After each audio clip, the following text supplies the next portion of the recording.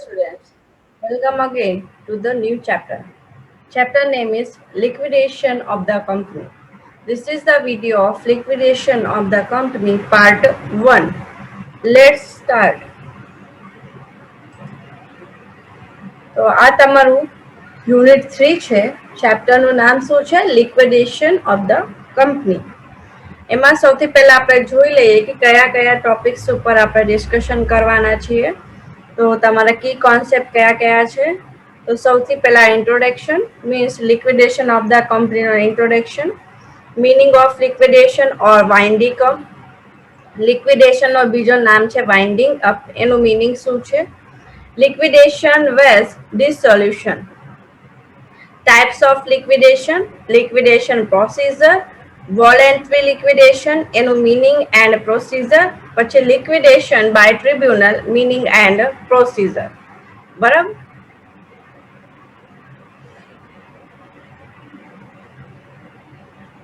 તો ટોટલ આપણે કેટલા પોઈન્ટ્સ થયા? 7 પોઈન્ટ્સ થયા છે. તો સૌથી પહેલા આપણે કયા ટોપિક ઉપર ડિસ્કશન કરશું? ઇન્ટ્રોડક્શન કે means liquidation of the company શું છે? Introduction. Obviously, a company being an artificial person do not die a natural death. જે કંપની છે એક આર્ટિફિશિયલ પર્સન છે તો એ એક નેચરલ ડેથ એને નો આવે કે જનરલી જે રીતે માણસો મરે છે તો કંપની કેમ કે આર્ટિફિશિયલ છે એટલે એને નેચરલ ડેથ નો થાય. It comes into existence by a legal procedure known as incorporation. હવે કંપની કેવી રીતે એક્ઝિસ્ટ કરે છે? કે એની લીગલ પ્રોસીજર હોય છે એને શું કહેવાય છે? Incorporation. Likewise, it ceases to exist any other legal process called dissolution. હવે તમારે એને જે કંપની એક્ઝિસ્ટ કરે છે એને તમારે બંધ કરવાની હોય તો એની માટે થઈને તે એક લીગલ પ્રોસેસ હોય છે એને શું કહેવાય છે? ડિસોલ્યુશન કહેવાય છે. Winding up or liquidation process precedes with liquidation.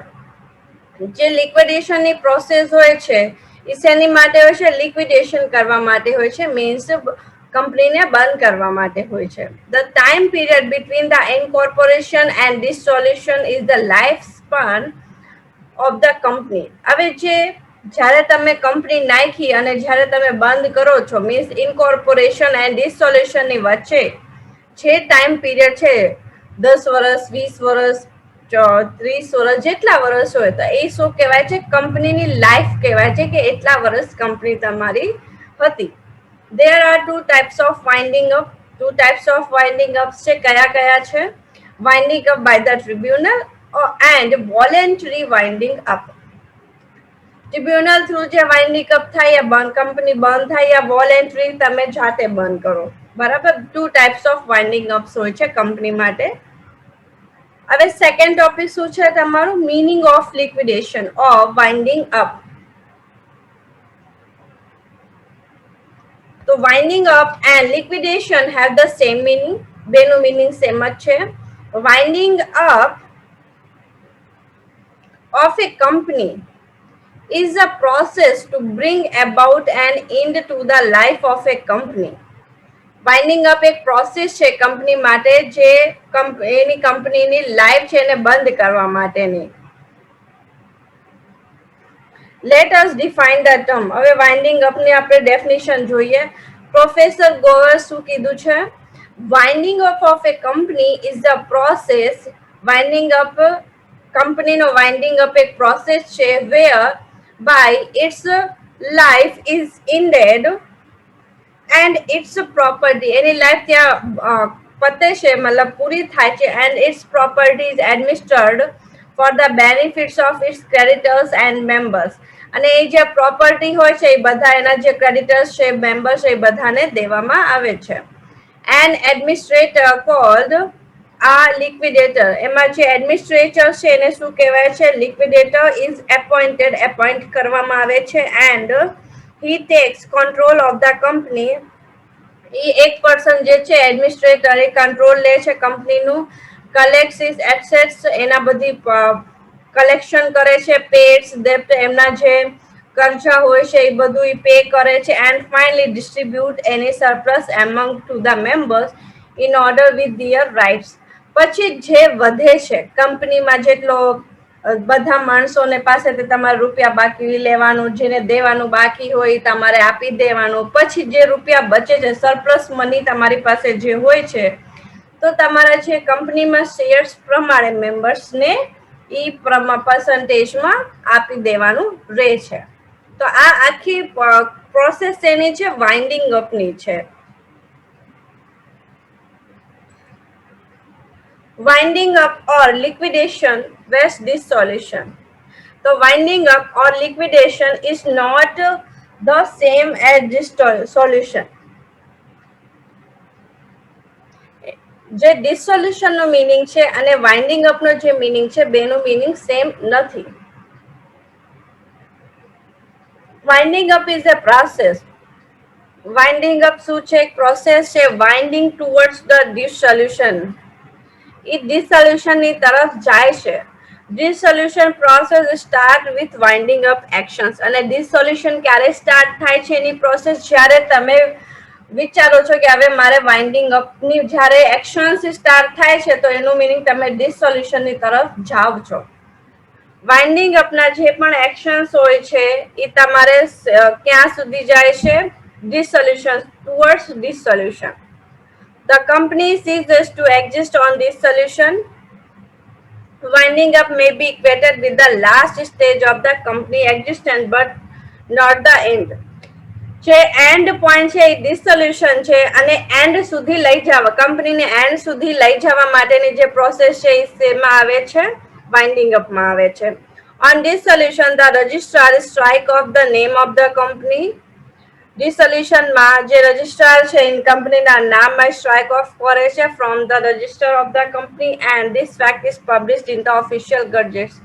પછી ઓફિશિયલ ગેજેટ્સ મીન્સ ન્યૂઝપેપર યા એની સાઇટ છે જે પણ છે કે તમારે હવે આ કંપની બંધ થાય છે યા બંધ થઈ ગઈ છે એનું એ પબ્લિકેશન આપે છે, અને રજિસ્ટ્રાર ઓફિસમાં એ જે કંપનીનો ઇન્કોર્પોરેશન છે મીન્સ જે નામ એક્ઝિસ્ટ છે એ બધું કેન્સલ કરે છે. Process to be completed after winding up.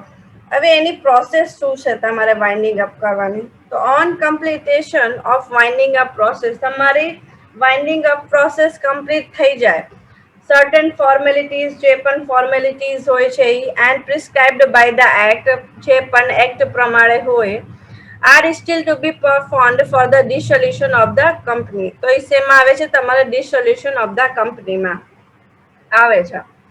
તો એમાં 2 પોઈન્ટ્સ છે તમારે. તો in case of winding up by the tribunal, હવે ટ્રિબ્યુનલ થી તમે વાઇન્ડિંગ અપ કર્યું હોય કંપનીનું, તો the winding up process is completed by the official liquidator. તો તમારે શું કરવાનું? જે વાઇન્ડિંગ અપ છે, તમારે કંપની બંધ કરવાની જે પ્રોસેસ છે એ તમારે ઓફિશિયલ લિક્વિડેટર કરે છે complete, and he has to make a report to the tribunal in this behalf. અને ઈ એક રિપોર્ટ બનાવે છે ટ્રિબ્યુનલ્સને. The company dissolved from the date of tribunal's order, section 365. પછી જ્યારે ટ્રિબ્યુનલ કે છે એ ડેટ ઉપર કંપનીને ડિસોલ્વ કરે છે, મીન્સ બંધ કરે છે. અને એ તમને શેમાં આપેલું છે? સેક્શન 365 માં એનું મેન્શન કરેલું છે, એના પ્રોવિઝન્સ. સેકન્ડ શું હતું? Voluntary winding up.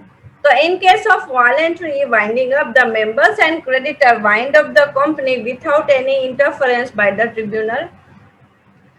Voluntary winding up નો મીનિંગ છે એમાં ટ્રિબ્યુનલ્સ નો કઈ પણ ઇન્ટરફેરન્સ ન થતું, કઈ ઇન્ટરફિયર નથી કરતા, એના ખાલી કંપનીના જે ક્રેડિટર્સ હોય અને મેમ્બર્સ હોય બધું ડિસિઝન લે છે. The resolution of winding up is passed by the company, and જે પણ ડિસિઝન છે વાઇન્ડિંગ અપ કરવાનું એ કંપનીમાંથી પાસ થાય છે, and is published in the official gazettes and leading newspaper. એ ઓફિશિયલ પેપર્સ ઉપર એનું પબ્લિકેશન થાય છે, ને જે ન્યૂઝપેપર છે સૌથી વધારે માણસો વાંચતા હોય એમાં એ પબ્લિશ કરવામાં આવે છે. After filing winding up application, and along with the company liquidator report to the tribunal, એમાં પછી શું કરે છે? એ વાઇન્ડિંગ અપ માટેનું એપ્લિકેશન ફાઇલ કરે છે અને બધું લિક્વિડેટર રિપોર્ટ્સ ટ્રિબ્યુનલ્સને આપે છે. If the tribunals is satisfied, પછી એમના રિપોર્ટ ઉપરથી ટ્રિબ્યુનલ સેટિસ્ફાઈડ થાય છે, it shall pass an order dissolve the company. પછી જે ટ્રિબ્યુનલ છે એ એક ઓર્ડર પાસ કરે છે કે તમે કંપની બંધ કરી શકો છો. The company liquidator shall file a copy of the order with the registrar. પછી જે ઓર્ડર મળે છે ટ્રિબ્યુનલ તરફથી એ કોપી એ રજિસ્ટર ઓફિસમાં 30 ડેઝની અંદર નાખી દે છે યા એમને મોકલાવી દે છે. The registrar shall worthwhile immediately publish a notice. પછી રજિસ્ટ્રાર એક તરત જ એક નોટિસ પબ્લિશ કરી દે છે ઓફિશિયલ ગજેટ યા ન્યૂઝપેપરમાં કે કંપની ઇઝ ડિસોલ્વ, કે આ કંપની જે છે એ બંધ થઈ ગઈ છે. The company ceases to exist on the day of such notice. The company ceases to exist ત્યાં સુધી આ કંપની એક્ઝિસ્ટ કરે છે on the day of such notice, એ નોટિસ જ્યાં સુધી ન મળે. Types of liquidation. તમારે લિક્વિડેશન કેટલા ટાઈપ્સના હોય છે? તો winding up of a company can take place in any one of the following two mode or two types. કંપનીનો તમારે વાઇન્ડિંગ અપ કરવાનું હોય તો એમાંથી એના બે પ્રકારો છે. એક voluntary liquidation means voluntary winding up, અને બીજું છે લિક્વિડેશન બાય ધ ટ્રિબ્યુનલ.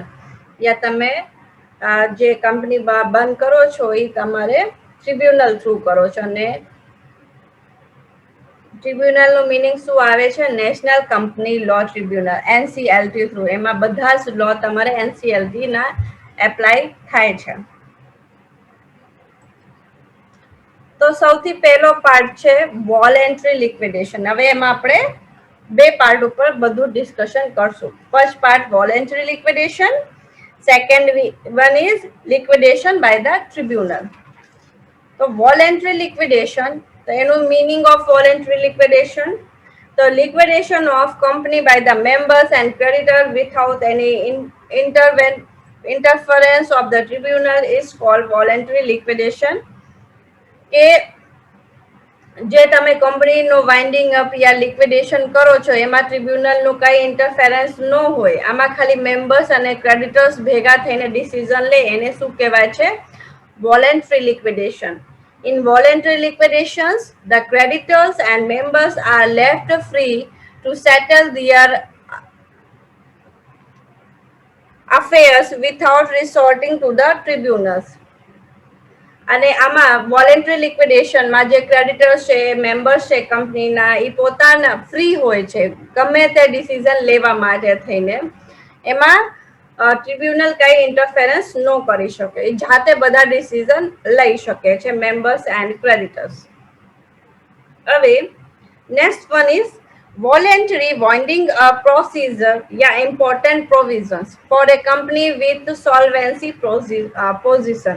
જે કંપની સોલ્વેન્સી પોઝિશન ઉપર હોય એની માટે થઈને તમારે વોલેન્ટરી વાઇન્ડિંગ અપ કરવાનું હોય તો એની પ્રોસિજર શું છે, એના મેઇન ઇમ્પોર્ટન્ટ પ્રોવિઝન્સ કયા કયા હોય છે, હવે આપણે એના ઉપર ડિસ્કશન કરશું. તો voluntary winding up is A wide topic છે. વોલેન્ટરી વાઇન્ડિંગ અપ છે એક બહુ મોટો ટોપિક છે, બ્રોડ ટોપિક છે. Section 304 to Section 323 of the Act specify various provisions for voluntary winding up of a company. Section 304 થી લઈને 323 સુધીના જેટલા પ્રોવિઝન્સ છે કંપની લોઝમાં, એ બધા voluntary winding up of a company માટેના છે. અંડર ધીસ હેડિંગ હવે જે હેડિંગ છે, we will discuss some basic sections and main provisions under each of the section. હવે આપણે એમાં મેઇન કયા કયા ટોપિક્સ ઉપર ડિસ્કશન કરશું? બધા ટોપિક્સ ઉપર ડિસ્કશન તો કરવાનું નથી, તો જે મેઇન પ્રોવિઝન્સ હશે અને બેસિક એના સેક્શન્સ હશે એના ઉપર આપણે ડિસ્કશન કરશું. તો let us discuss important provisions of voluntary winding up procedure under the act. હવે આપણે કયા ટોપિક્સ ઉપર ડિસ્કશન કરશું? વોલેન્ટરી વાઇન્ડિંગ અપ પ્રોસિજર માટે જે ઇમ્પોર્ટન્ટ પ્રોવિઝન્સ છે એક્ટ પ્રમાણે, એના ઉપર આપણે ડિસ્કશન કરશું. તો we discuss voluntary winding up procedure in terms of the following points. તો વોલેન્ટરી વાઇન્ડિંગ અપ પ્રોસીજર માટે થઈને આપણે ફોલોઈંગ પોઈન્ટ્સ ઉપર ડિસ્કશન કરવાના છીએ.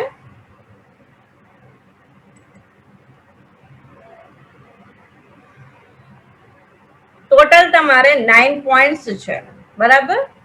તો હવે આપણે આ વિડીયોમાં ખાલી 4 પોઈન્ટ્સ, જો 1 2 3 4 પોઈન્ટ્સ ઉપર જ ડિસ્કશન કરશો અને બીજા જે 5 પોઈન્ટ્સ હશે એ નેક્સ્ટ વિડીયો લેક્ચરમાં આપણે ડિસ્કશન કરશું. તો સૌથી પહેલો પોઈન્ટ શું છે? સરકમસ્ટાન્સીસ ફોર વોલેન્ટરી લિક્વિડેશન, સેક્શન 304. સૌથી બેસિક કે વોલેન્ટરી લિક્વિડેશન માટે કયા કયા સરકમસ્ટાન્સીસ હોય છે? તો એમાં બે પાર્ટ છે. bypassing a resolution in journal meeting અને સેકન્ડ છે bypassing a special resolution. હવે સૌથી પહેલો છે કે bypassing a resolution in journal meeting. એનું મીનિંગ છે કે તમે એક બધાય resolution in journal meeting કે તમે બધાય ભેગા થઈને એનું ડિસિઝન લો કે તમારે વોલેન્ટરી લિક્વિડેશન શેની માટે કરવું છે, કેવી રીતે કરવું છે, બધાય ભેગા થઈને ક્રેડિટર છે, મેમ્બર છે, બોર્ડ ઓફ ડાયરેક્ટર છે, બધાય જ ભેગા થઈને એનો ડિસિઝન લો. તો એમાં શું આવશે? A company may decide for voluntary winding up by passing ordinary resolution by the members. બધા મેમ્બર્સ ભેગા થઈને એનું ડિસિઝન લો. એમાં બે પાર્ટ છે. when the period fixed for duration of company as mentioned in the articles expire.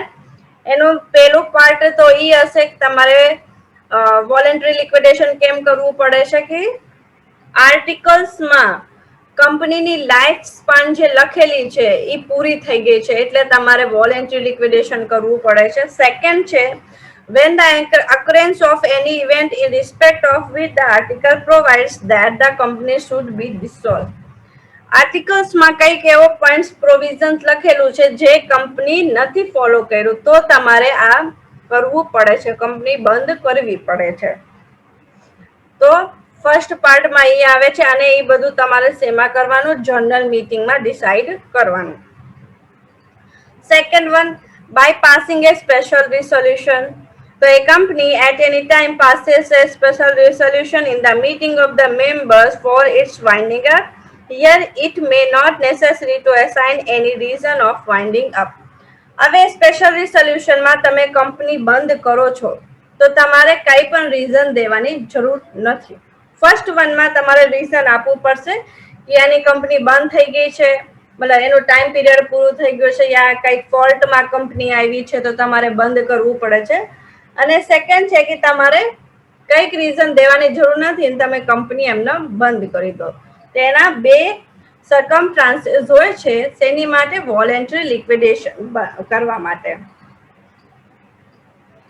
Second one, declaration of solvency by the directors, section 305.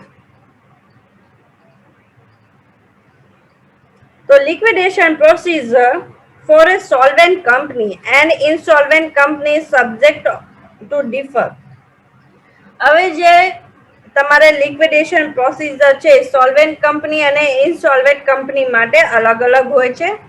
When proposal to voluntary winding up the company is put forth, the declaration of solvency has to be made by the directors at the meeting of the board. હવે તમારે solvency જે તમારે શેની માટે છે? Solvent company માટેની છે. તો જે મીટિંગ થાય છે તો એમાં જે બોર્ડ ઓફ ડાયરેક્ટર્સ હોય છે એ બધા એમાં ડિસિઝન લે છે.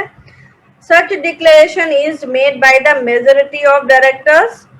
હવે જે ડિસિઝન લીધું છે તો એ કોણ લે છે? જ્યારે જે ડિસિઝન ઉપર મેજોરિટી હોય, મીન્સ વધારે ડાયરેક્ટર્સ જેનાથી સહેમત હોય. તો all of them if there only two director, એમાં તમારે કેટલા ડાયરેક્ટર્સ હોય છે? 2 ડાયરેક્ટર્સ હોય છે.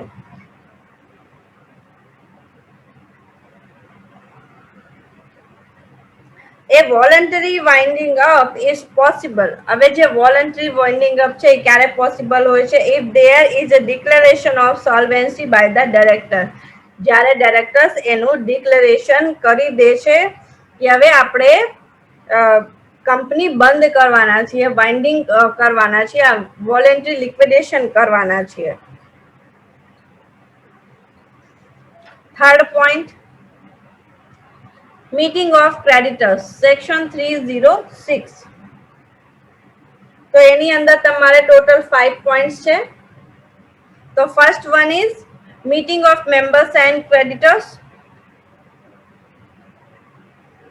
So the board of directors has to convey a meeting of the creditors of the company on the day when the meeting of members of company is convened or on the next day. હવે creditors સાથે board of directors ને meeting કરવાની હોય છે. જ્યારે તમે members સાથે meeting કરી હોય ત્યારે યા એના પછીના દિવસમાં. હવે એના માટે થઈને તમારે નોટિસ મોકલવાની રહેશે. તો notice of the meeting must be send by the registered post to both creditors as well as members. Section 306 subsection 1. The meeting of creditors shall be held after the members meeting on the same day or on the next day. તો તમારે જે creditors ની meeting છે બરાબર, તો તમારે એની સાથે meeting કરવાની છે. સૌથી પહેલા તમારે એમને શું કરવાનું રહેશે, એક નોટિસ મોકલવાનું રહેશે. પછી તમે સૌથી પહેલા ક્રેડિટર્સ સાથે મીટિંગ કરવાની બરાબર. એમની સાથે તમારે મીટિંગ પતી જાય પછી તમારે મેમ્બર્સ સાથે મીટિંગ કરવાની રહેશે. એ નહીં દિવસે તમારે મીટિંગ કરવી હોય તો કરી શકો, યા ક્રેડિટર સાથે મીટિંગ પતી જાય પછી તમારે બીજા દિવસે મેમ્બર સાથે મીટિંગ કરવી હોય તો મેમ્બર સાથે મીટિંગ કરી શકો છો. Second one, presenting detail before the creditors meeting. હવે તમે ક્રેડિટર્સ સાથે મીટિંગ સ્ટાર્ટ કરો એની પહેલા તમારે કંપનીમાં કોનો કેટલો પર્સન્ટેજ છે. After at the meeting of creditors, the board has to present a list of creditors with estimated amount of claim. જેટલા બધાના ક્લેમ છે, ડેપ છે, બધી જ વસ્તુ તમારે એમાં પ્રેઝન્ટ કરવાની. કોને કેટલું દેવાનું છે બધી વસ્તુ આમાં પ્રેઝન્ટ કરી દેવાનું. પછી એની જે એક કોપી હોય બરાબર, બધા જેટલા ક્રેડિટર્સ મીટિંગમાં આવ્યા છે બધાને એક એક કોપી તમારે આપી દેવાની. Third one is passing resolution by the creditors. હવે તમે ક્રેડિટર્સ સાથે મીટિંગ કરી તો ડિસિઝન કેવી રીતે લેવાનું, તો જેટલા ક્રેડિટર્સ છે એમાં 2/3 ક્રેડિટર્સ મેમ્બર્સ નું જેટલા ક્રેડિટર્સ છે એનો 2/3% એક જ ડિસિઝન થી સહેમત હોય, એનું બધાનું એક જ ડિસિઝન હોય તો તમે એને ફાઇનલ ડિસિઝન કહી શકો છો. Fourth one, filing of a copy of the resolution with the registrar. હવે તમે જે ડિસિઝન લઈ લીધું હોય તો એ copy of any resolution passed at the aforesaid creditors meeting, તમે જે ક્રેડિટર્સ ની મીટિંગ ના ડિસિઝન લીધું છે must be filed with the registrar within 10 days of such resolution. Section 3064. તો તમે જે ડિસિઝન લીધું હોય એની એક કોપી તમારે રજિસ્ટર ઓફિસમાં યા તમારું જે ડિસિઝન છે રજિસ્ટર ઓફિસમાં 10 days ની અંદર તમારે કહી દેવાનું રહેશે. Fifth one is punishment for not complying with section. તો if a company commit any default under the section, હવે ગમે તે કંપની છે એને કમિટમેન્ટ કર્યું છે કે એને કઈ ફોલ્ટમાં છે સેક્શન પ્રમાણે આ પ્રોવિઝન્સ પ્રમાણે, તો the company is punishable with fine of 50,000 to 2 lakh rupees. તો એનો ફાઇન કેટલું ભરવાનું રહેશે, 50,000 થી 2 લાખ સુધી એને ભરવાનું રહેશે.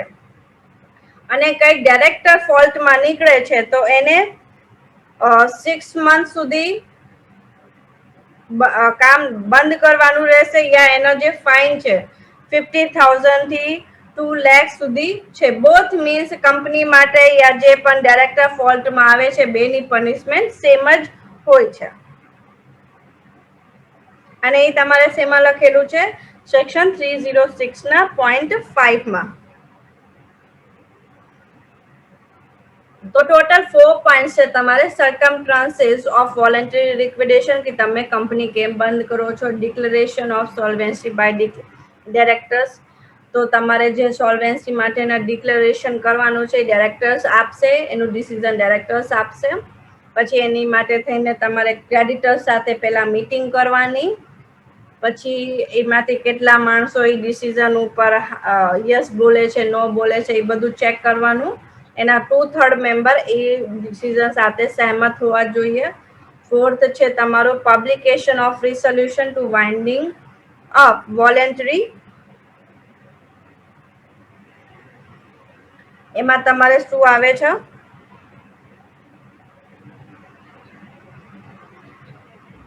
પબ્લિકેશન કરવાનું મીન્સ તમે જે પણ ડિસિઝન લીધું છે પછી તમે રજિસ્ટ્રાર ઓફિસમાં તમે 10 ડેઝની અંદર તમારું ડિસિઝન પણ મોકલાવી દીધું છે, તો એની અંદર 2 પાર્ટ્સ આવે છે.